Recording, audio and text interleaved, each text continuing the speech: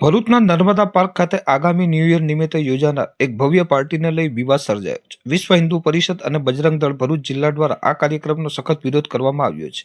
The earth event management દ્વારા riverfront fiesta 20ના નામે આયોજિત આ ન્યૂ યર પાર્ટીને તાત્કાલિક અસરથી રદ કરવાની માંગ સાથે આજે સંગઠનના હોદ્દેદારો અને કાર્યકરોએ ભરૂચ જિલ્લા કલેક્ટર કચેરી ખાતે પહોંચી આવેદનપત્ર પાઠવ્યું હતું.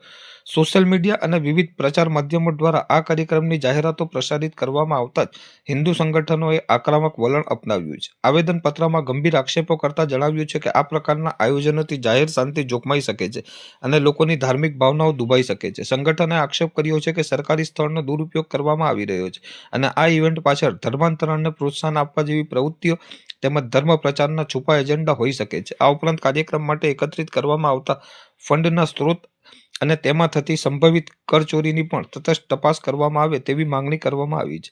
વિશ્વ હિન્દુ પરિષદના મતે આવા પાશ્ચાત્ય સંસ્કૃતિના આંધળા અનુકરણવાળા કાર્યક્રમો સંસ્કારોનું હનન કરે છે. તેથી વહીવટી તંત્રે આ મંજૂરી રદ કરી કડક કાર્યવાહી કરવી જોઈએ.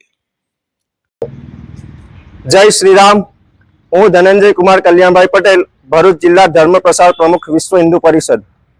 આજરોજ અત્રે ભરૂચ કલેક્ટર સાહેબની કચેરી ખાતે અમો વિશ્વ હિન્દુ પરિષદ બજરંગદળના કાર્યકર્તાઓ હાજર રહી અને એક આવેદનપત્ર આપવા આવ્યા છે કે જેનું મુખ્ય કારણ એ છે કે ભરૂચ જાડેશ્વર નીલકંઠેશ્વર મહાદેવ મંદિરની બાજુમાં નર્મદા પાર્ક ખાતે અર્થ ઇવેન્ટ મેનેજમેન્ટ કંપની દ્વારા એક ઇવેન્ટનું આયોજન કરવામાં આવેલ છે.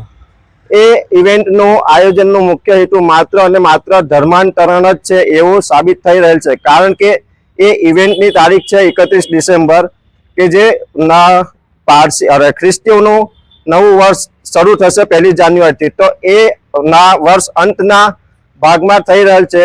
તો જેમાં માત્ર હિન્દુઓને ટાર્ગેટ કરી અને એમનું ધર્માંતરણ થાય એ આશયથી જ આ ઇવેન્ટનું આયોજન થઈ રહેલ છે. તો એના વિરોધ કરવા માટે અમે અહીંયા આવેદનપત્ર આપવા આવેલ છે. જો ત્યાં આ ઇવેન્ટ થશે અને એને અનુસંધાને જો કોઈ પણ અઘટિત ઘટના ઘટશે તો એની સંપૂર્ણ જવાબદારી પ્રશાસન અને ઇવેન્ટ આયોજકોની રહેશે. જય શ્રી રામ. અસ્તુ. ભારત માતા કી જય.